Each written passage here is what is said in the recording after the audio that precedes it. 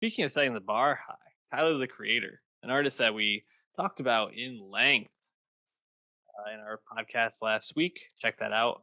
Nowstalgia on Twitter tweets out everything. Go follow us there. YouTube. YouTube.com/nostalgiapod. Tyler the Creator albums ranked. All six to this point, according to Tyler. Bastard is his first album and not a mixtape. Yes, Hey, Wikipedia, they would disagree.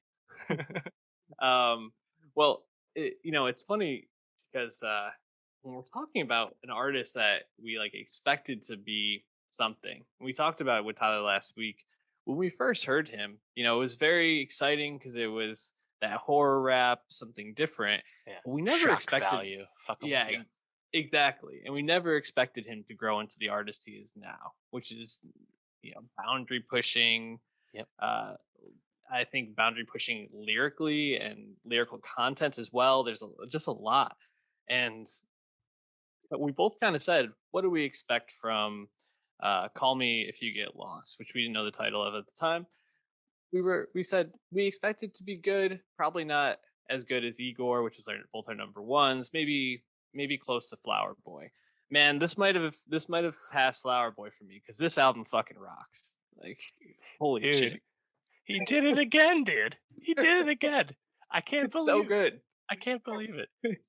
Like he's taking jump after jump after jump. It's amazing. And in this case, with Call Me If You Get Lost, he brings it all the way back around and drops some fucking rap shit. It's awesome. And it's a Gangsta Grills mixtape. You got DJ drama all over this thing. It's fucking awesome. I Yeah, can't man. believe it, dude. I was listening to this in some rush hour traffic in the car, listening in the car like Tyler likes to do, a man loving of the automobile, many car references once again on this album. And from the jump, this shit fucking goes and it just hooks you in. I was again not knowing what to expect. Like, yeah, we heard Lumberjack, but still I didn't really know what to expect, especially coming off Igor, right? But this is a much more in line with some of those loose songs we had gotten of late, like Potato Salad, for example. It's in best interest stuff like that. I was so surprised, and the feature list, right? Like it's again Gangster Girls mixtape. Tyler the Creator having NBA YoungBoy and 42 Doug on his album. What? But it's fucking good. Oh Yeah, my man. god, I love it, dude. It on first listen, I was like, wow, this album flows together really well. Something that we've heard since Flower Boy. He really has been sequencing and mixing everything together.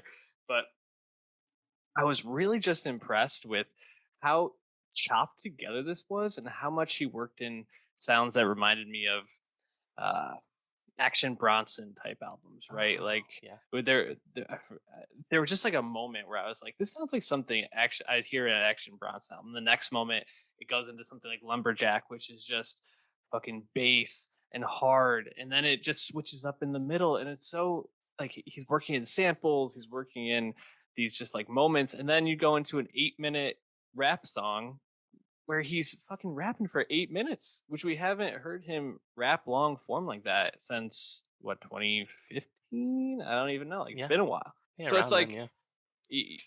it feels a bit like he's now meshing every aspect of his creativity together. And I saw someone say like I think it was actually on the Ringer music show, their first reaction to it. They said, I Yeah, didn't expect Tyler the Creator to kind of morph into the modern Kanye. And I feel like that's kind of an apt it's right. comparison because he really is starting to blend and push boundaries that like you just don't expect or even think of, and then we're gonna start seeing other rappers doing this. It's fucking crazy. Yeah, and the Kanye comparison makes so much sense actually because it's back around of Tyler as the curator, as the producer, but also as like the MC. Kanye Yes. very famous for bringing other people into his orbit and having them not steal his songs, but fit in with what he's doing on the album. And again, to pull that off with more nascent young men like NBA YoungBoy and 42 Doug, I think says a lot to that kind of ability. And again, especially coming off of something like Igor and even Flower Boy, where it's like hip hop was part of the equation, but not all of it. Igor, a lot of pop on that, right? Hmm.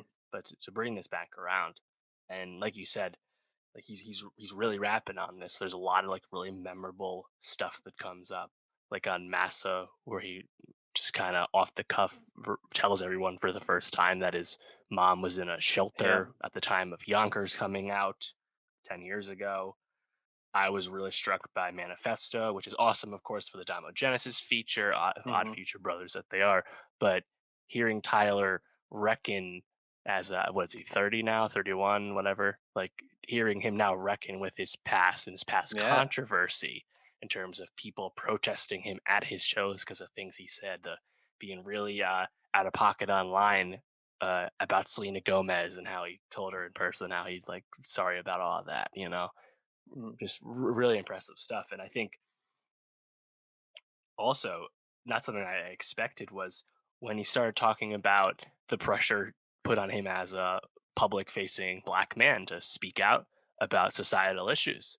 Mhm. And he kind of, I think, honestly discusses his thoughts about how he kind of goes both ways with it, right? I'll go to the protest, I'll donate some money, then I'll cop a Rolls Royce or whatever he says. Like it's only how Tyler could say it, but it felt really honest. Yeah. No, I agree. I think there's a lot of memorable lines, and the songs that you're kind of mentioning are these like, pretty much there's two long tracks on this, right? There's two tracks that add up to a total of 18 minutes on here, and then after that, these are short, quick songs where he's Hmm. just kind of bringing it, and then he's getting out quick. There's like a quick transition at the end, and he's on to the next song, which I thought worked really well. Because not only did I think it really made those two songs like the centerpiece of the album in a sense, and I thought "Sweet," I thought "You Wanted to Dance" worked for me the first time listening back through. It might not be a song I always go to, although I do really love when it switches up to "I Thought You Want to Dance," and it's kind of like dance holly in a sense, the way that Hmm. he blends that in. Um, but I thought Wilshire really stood Hmm. out because not only is it this 8-minute rap epic from Tyler, but in the first half, he's talking about this relationship with this girl that he was dating his friend, and he's so infatuated with this girl, so in love with her that he's willing to risk this friendship, willing to lose this friend over it. And the second half, he's questioning himself. He's overly analytical and critical of himself, and to like see him kind of show these two sides, and I feel like he really mixes that in throughout the album. You hear him talking about, oh, it's my first time leaving LA. I'm on a private jet. I'm doing, and then it just like cuts off to the song, and the song starts. Or Hmm. he has these other moments where he's like being very boastful about something about himself, and then it just like cuts to something else. And I feel like that Wilshire really encapsulates what he's trying to do in this album is kind of like show these multitudes how he's this person who's affected by fame, but also still this person who's figuring things out underneath. It's Right. really cool.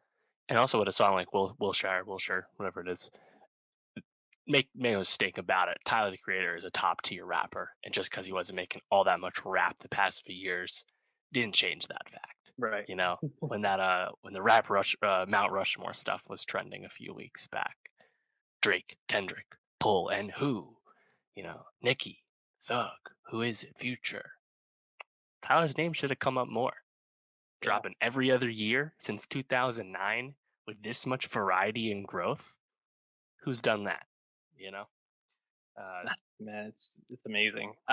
For him to become this artist is just awesome. None of us deserve the person or the artist he's become, but yeah. I'll take it. Yeah. Um, you mentioned a lot of the tracks you liked, but what are your favorite ones from this album? Favorite song, I appreciate a lot like the real rap and stuff, but I wouldn't say Will Sure is my favorite song just 'cause I'm not gonna listen to that all that much anymore. Lemonhead really stands out with Doug because man, that beat flip when Doug Yeah. comes in and he's all distorted just fucking rules. But I also really loved the beginning when like I was so surprised by what the album was with Sir Baudelaire, which is like this alter ego persona Tyler's playing on with this album, and Corso as well. Yeah, Mhm. those songs just go hard, man. I love Yeah. hearing drama on it. Later on, Hot Wind Blows in the beginning. Drama is like, we just touched down in Geneva. Yeah, Yep. it's in Switzerland. So fucking funny, you know? Oh man. Uh, Yeah, man. yeah, so I would say Lemonhead's my favorite song. I like Corso a lot, but there's a lot of stuff here. And Manifesto, really impressive. And you mentioned Juggernaut, which you got Pharrell Williams rapping like it's Move That Dope. Another thing doesn't happen all that often. Yep. I have to say, Juggernaut probably one of my least favorite albums on Yeah, I here, didn't love but Uzi too much on, it, unfortunately. yeah, but hearing Pharrell was like I was my ears perked up.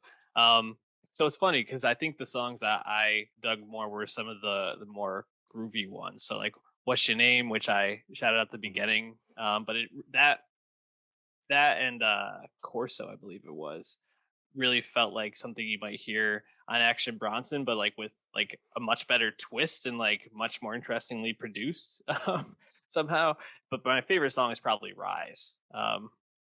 I thought that chorus just so catchy, and it just is a really fun song. I can see myself using that in a lot of Instagram stories in the near future. So if you want to follow me on Instagram, you can enjoy that. But Do that. also just shout out Mama Talk. I just thought that was like a really funny thing to interject, and to have his mom, who we just talked about a few songs earlier about where she was at, where she is now. He has mentioned before that he I forgot which song it was, but he talked about wanting his mom to be there when he wins a Grammy. In one of his Mhm. earlier albums, she was there when he won a Grammy, and now she's on his record, telling a story about beating up kids that picked on Tyler, or moms that of kids that picked on Tyler. So pretty funny stuff. Um, Anything else on this, man? Where does this fit in your rankings now?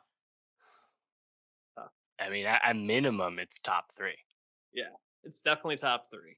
Early to say for sure, but it's at least top three, which is no easy feat. And like we said when we did our album rankings, which check those out, it if Tyler had not made something that was top three, it would have not only been okay, but it would have been understandable because of the rapid pace of his releases, but also he keeps taking a step. And if he hadn't done that, it would have been okay too. But he did.